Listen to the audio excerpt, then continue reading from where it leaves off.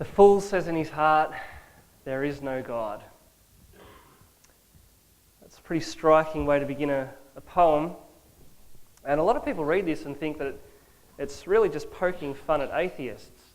I actually found it interesting looking at the subheadings that commentaries put over this psalm. Most of them referred to the idea that it's talking about atheists, and that makes a lot of sense because, it says, here's some people who are saying, there is no God. That's what an atheist says.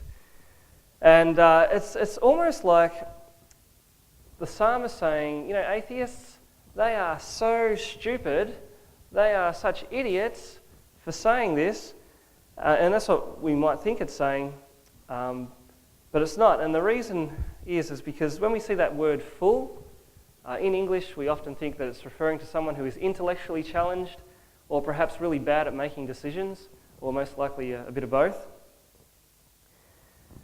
But the thing about a fool in the wisdom writings of the Bible is that it's not necessarily about intellect. Okay? A fool can be someone who is very intelligent or someone who is very dumb. It's not about intellect. A fool is someone who simply looks at life from the perspective of themselves. That's their idea of reality comes from themselves only. And so, they think that they're the source of all wisdom, that they're the source of all their provisions, that they are the source of their own life. And so they say things like, I don't listen to anyone, nobody tells me what to do, I know better than you. That's a fool. And ultimately that attitude is expressed toward God, as we see here. And so the fool says there is no God. So begins this psalm. This psalm is about the foolishness of rejecting God. It says that ultimately the rejecting God is a fool's quest. And so what we see here, there's four things we learn from each of the stanzas. We learn the folly of rejecting God. Then we learn the social consequences of rejecting God. We see the pervasiveness of rejecting him, and lastly, the way to be delivered from rejecting God. So let's look at these four things. First, the folly of rejecting God. Look at the way the fool is described here. It says, the fool says in his heart that there is no God. Okay, it's in his heart. It's not just what's going on in the mind. The heart in the Bible is basically the control center of a person. So what controls your heart controls your life. This person, the controlling center, is the belief that there is no God. And as a result, you can see in the rest of that sentence there, that because they reject God, then of course they reject God's standards, and that's why they're corrupt. Their deeds are vile. There's no one who does good. But it opens a question. Why is the person who denies the existence of God, why are they called a fool? Why not just call them ignorant or mistaken? They probably haven't been to an Introducing God course, so they don't know God, and so that's why they, why not just call them ignorant? Why a fool? Well, the best answer to that is found in Romans 1, because Romans 1 is basically a commentary on Psalm 14. And in Romans 1, Paul explains why people who deny the existence of God are fools. And he says the reason is because they have all the evidence around them that there is a God, and yet they choose to reject that evidence. Paul says that embedded in creation are God's invisible qualities. He says that those invisible qualities are so obvious that anyone open to it can see it. And if you don't acknowledge that, well, too bad. You're left with no excuse because it's so obvious. And when we look at creation, we see there's purpose, there's design. We see God's power.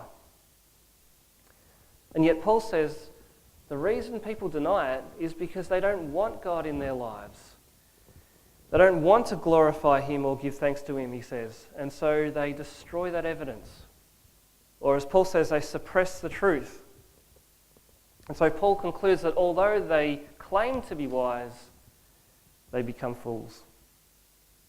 And so the reason why Psalm 14 and Romans 1 calls these people fools and not just mistaken is because they know there's a God and yet think and act and believe as if there is none. And so it's not that he thinks there's no God, it's actually that he doesn't want there to be one. And that's the essence of folly. That's the ultimate expression of foolishness. And it's interesting that this sort of thing's even openly acknowledged by people who deny the existence of God. You may have even come across this in the past, but there's a famous passage in Aldous Huxley's book, Ends and Means. It was written last century, but he says the reason he rejected the existence of God is because he saw that as an instrument of liberation. I've got a quote from his book. He said, "The philosopher who finds no meaning in the world is not concerned exclusively with the problem of pure metaphysics. He is also concerned to prove that there is no valid reason why he personally should not do as he wants to do." You see what he's saying there? The reason he doesn't want God to exist is because that restricts his freedom to do what he wants. And for him personally, he actually goes on to say that the main issues are political freedom and sexual freedom.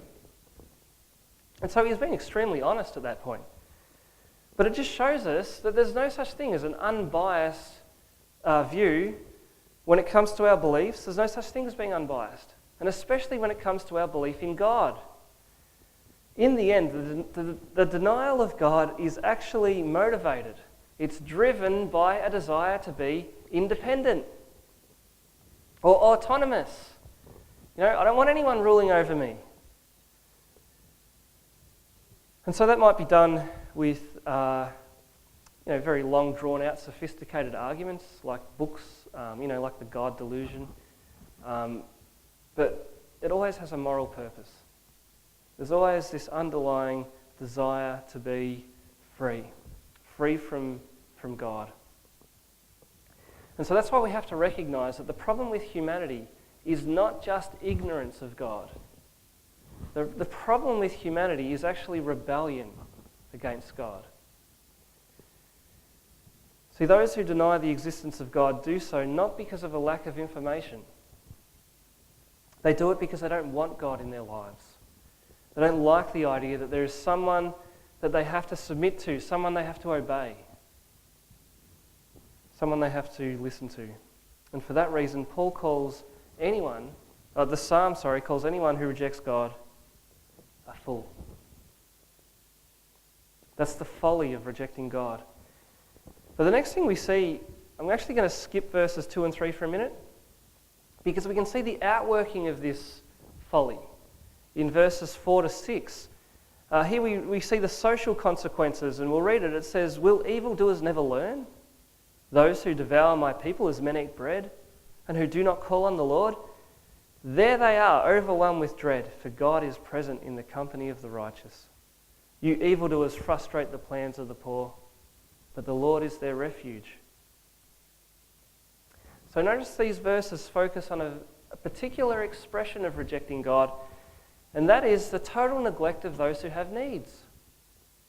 See, these evildoers, which is another word for a fool, they're totally blind to the ways that their greed and their self-centeredness means that they just trample over the poor and the helpless. And we can see that pretty easily on a global scale, can't we? Because often you have the riches of one part of the world come at the expenses of another part. And you'll notice that God is described as being on the side of the poor and the helpless. That's not because weak and poor people are necessarily less foolish than the oppressor, but it's because God is the defender, the king, who defends the helpless. And that's a very common theme in the Old Testament. Often the prophets would denounce God's people because they had neglected the needs of the poor. See that particularly in the prophet Micah. Anyway, the point here is that the folly of rejecting God is never confined to the realm of thoughts. It's never confined to the realm of books and arguments. It always has social consequences. It always leads to breakdown in society, breakdown even in families and throughout the world. And yet at the same time, there's a deeper issue going on in these verses. Because if you look, who are these poor? Notice in verse 4 they're described, God calls them my people. In verse 6, the poor are those who take the Lord as their refuge. So it's not just talking about the poor in general. These are God's people. And it seems as if the reason why they're being attacked is because they belong to God. And that makes sense, doesn't it? Because if the fool says in his heart there is no God, okay, they don't want God in their lives, they don't like God, so what does that mean? Anyone who belongs to God, they don't like them either. What we can actually see here is the reality of persecution. This is persecution going on. The people who hate God will also hate those who belong to Him. And again, we can see this reality going on right now in the world, particularly in Africa and in the Middle East. And at the same time, we can actually feel its growing force in our own nation today. You know, it feels like there's dark days ahead as our society loses that Christian influence that our culture once had. So don't expect to live happily ever after in this world, because this world is in rebellion against God. If you belong to God, you will experience that hatred. And so we've seen here the folly of rejecting God, the social consequences of rejecting God. Now we see the pervasiveness of rejecting God, and you'll see that in verses 2 to 3. See here it says, the Lord looks down from heaven on the sons of men to see if there are any who understand, any who seek God. All have turned aside. They have together become corrupt. There is no one good, no one who does good, not even one. What point is that making there? You know, there's a few baddies over here. No, I don't think this could be any clearer, could it? When God looks down at humanity, what does He see? Not a single soul seeks Him. Not a single soul. We might say, oh, what about that group? You know, surely there's a group out there somewhere who are genuinely seeking God. No, not even one. Well, what about all those religious people? They certainly look like they're seeking God. Not from God's perspective. They're not seeking Him on His terms. You know, religious people seek God because they want something from Him. No one seeks God on His terms. And these verses actually reflect the assessment that God gives when He comes down and looks at humanity just prior to the flood in Genesis 6. Let's have a look at verse 5, where the Lord saw how great man's wickedness on the earth had become, and that every inclination of the thought of his heart was only evil all of the time. And the idea of looking down on humanity, it's again listed in the Tower of Babel incident. And so this way of describing humanity, this is not the only time it does this. It's right through the Bible. It's funny, isn't it? People think to themselves, I live a good life. Surely when I get to the end, God will accept me.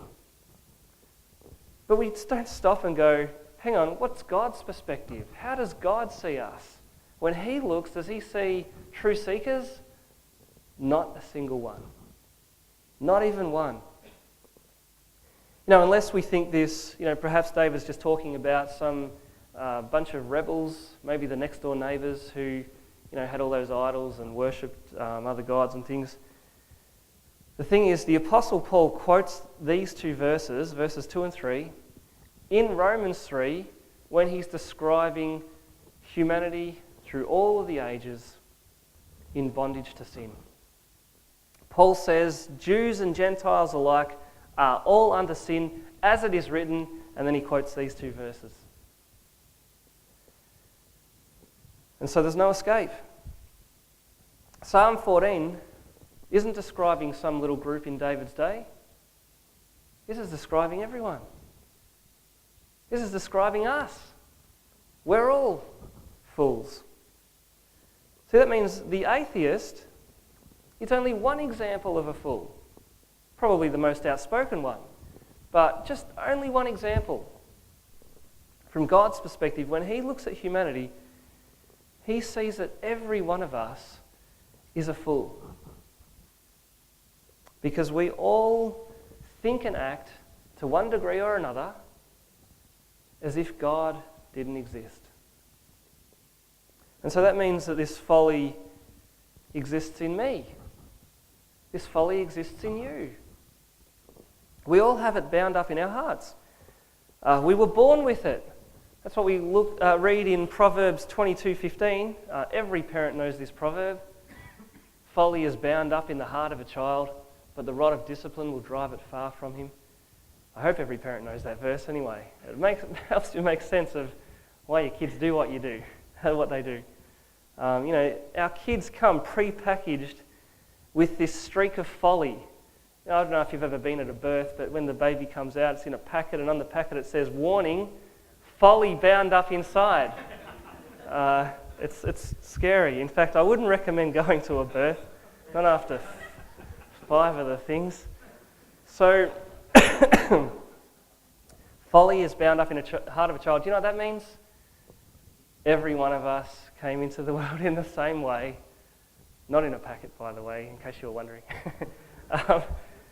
But the folly that says, I don't want to submit to God. I want to do things my way. I don't need to listen to anyone. It's that bent in us that makes us feel like we can live independently of God. And so we have to recognise the way it operates in our lives. We need to see the way that it clouds out the reality of God. So I'll give you a couple of examples to help you see this. Here's one. Do you ever act in a way in private that you would never dream of doing in public?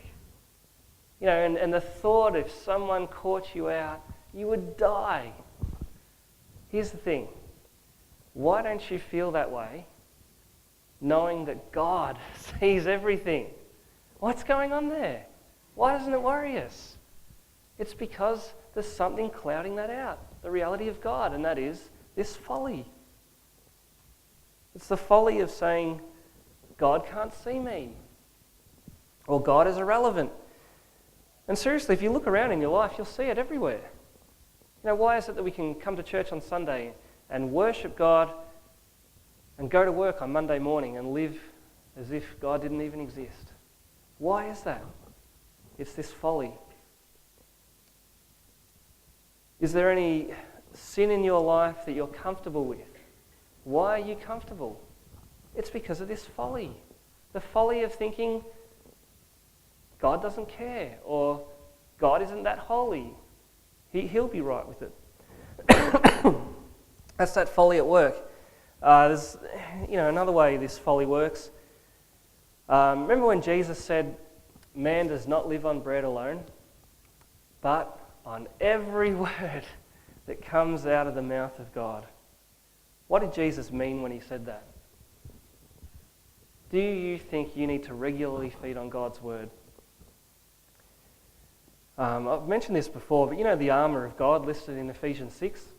Every bit of that armour is about defence, protecting you from Satan's attacks. Every bit's defence except for one element, and that is the sword of the Spirit, which is the word of God. That is how we go on the attack against Satan in the same way that Jesus did in that desert. And yet for many of us, that sword stays in its sheath. We don't take it off the shelf. We don't regularly feed on it. And then we wonder, why am I struggling so much as a Christian? Do you know what's going on there? This folly that thinks, I don't need God. I'll be right on my own. I can cope. This idea that I can be independent, that I don't need the things that God has given me to survive and grow, that's the folly at work. I mean, this folly explains why your prayer life is so shallow. You don't think you need to depend on God. Have a look at verse 4 again. Notice the evildoers are those who do not call on the Lord. Okay, a fool doesn't call on the Lord, doesn't pray, because a fool doesn't think they need God. And it's interesting, isn't it, that we can go through our lives, go through each day without praying. No, we don't cry out to God when we're tempted.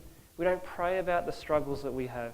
We don't pray for those people who are a real nuisance in our lives. Instead, we just grumble about them. We don't pray for our family members who are lost because perhaps secretly we don't really think God can do anything. What is all that? It's the folly of thinking there isn't a God. Or if there is, he's irrelevant. Or he's powerless. In the end, it's just me. It's up to me to get through. That's the fool speaking.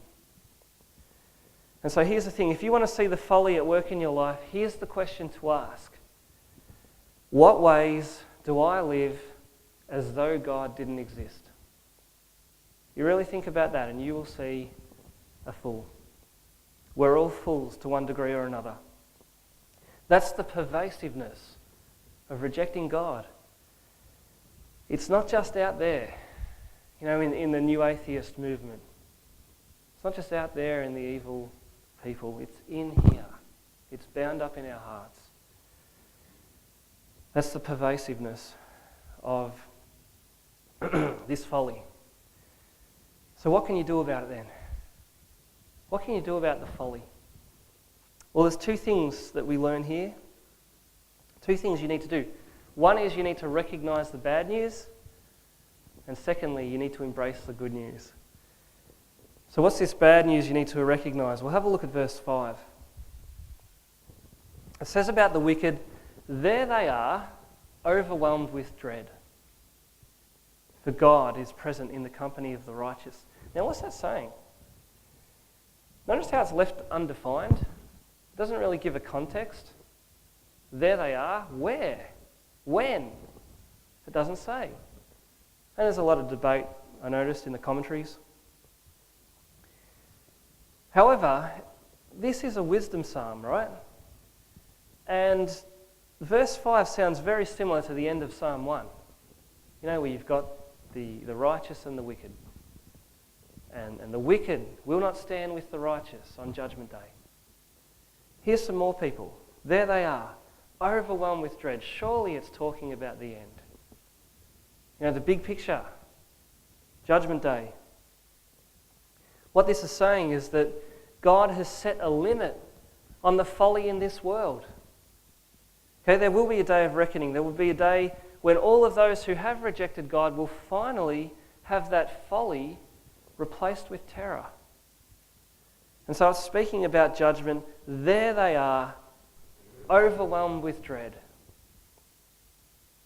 It looks forward to a day when all of the folly will be wiped out of this world. Every bit of it. The fool might say there is no God, but in the end, God will have the last say. And so there's a day when folly will be wiped out. But that raises the question, doesn't it? How is God going to wipe out all the folly of the world without wiping us out? If this folly is as pervasive as verse 2 and 3 says it is, and then God's going to wipe it all out, how can he wipe out folly without wiping out us? And here's the good news that you need to embrace. The only reason you can look forward to that day when God wipes out all the folly in the world without wiping out you is if someone is wiped out in your place. And the good news is there is a someone. That's what the cross of Jesus is all about.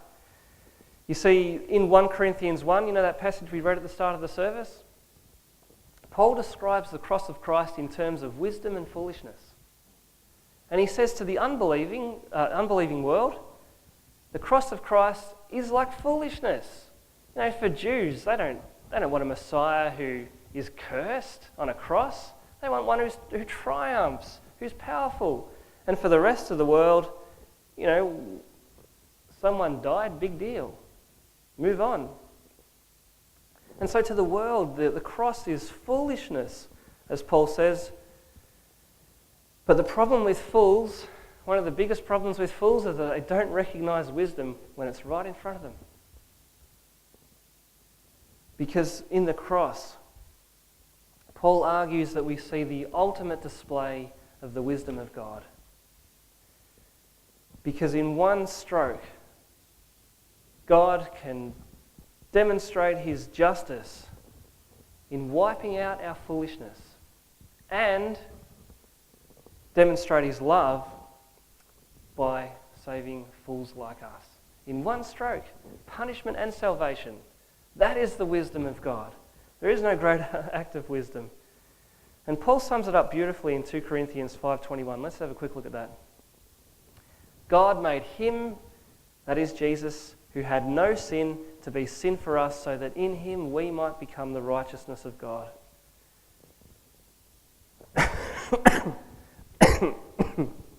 That is the ultimate act of wisdom. And so the foolishness of the cross is the wisdom of God for salvation.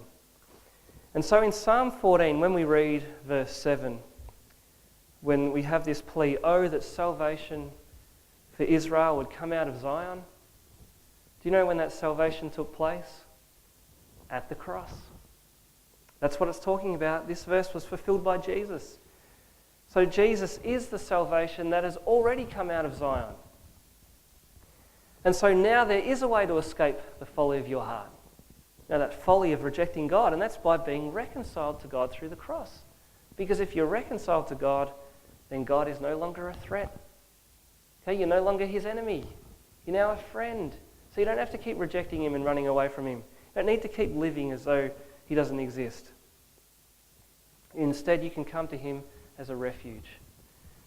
And so those people in verse 4, who are called my people, and in verse 6, or in verse 5, that the company of the righteous, they're not people who, through their own morality, found a way to overcome their foolishness. They're people who received it by grace. Okay, they, like David, who wrote this psalm, were looking forward to the day when salvation would come out of Zion, when God would wipe out all the folly. And that's the salvation that we look back to. Because verse 7 has already happened at the cross. But at the same time, there's a sense in which it hasn't fully come. There's a not yet element to this salvation. And there's two aspects to this. Number one, you still will struggle with the folly of your own heart. The folly of, or the temptation to go back to the old ways. Peter says, sinful desires wage war against your soul. But because of the cross, that power, the power of the folly, is broken. And so you can actually leave it behind. And the final outcome is guaranteed. But there's another aspect of this salvation that's still not yet. And that is, we're not now delivered from the folly of the world. So in the meantime, we will suffer. Paul said that everyone who wants to live a godly life will be persecuted. Jesus said, if they persecuted me, they will persecute you also. And so we're not promised a happy life now. If we live in a world that doesn't want God, then what of those who belong to God? You will be rejected. But take courage though, because there is a big reversal here. So we might now be filled or overwhelmed with dread at the thought of persecution. But the big reversal is that one day, on Judgment Day, look at what will be said about everyone who rejected God and oppressed his people. There they are, overwhelmed with dread. There they are, overwhelmed with dread. They're chilling words. But it forces us to ask a question now. Who will you be standing with on that day?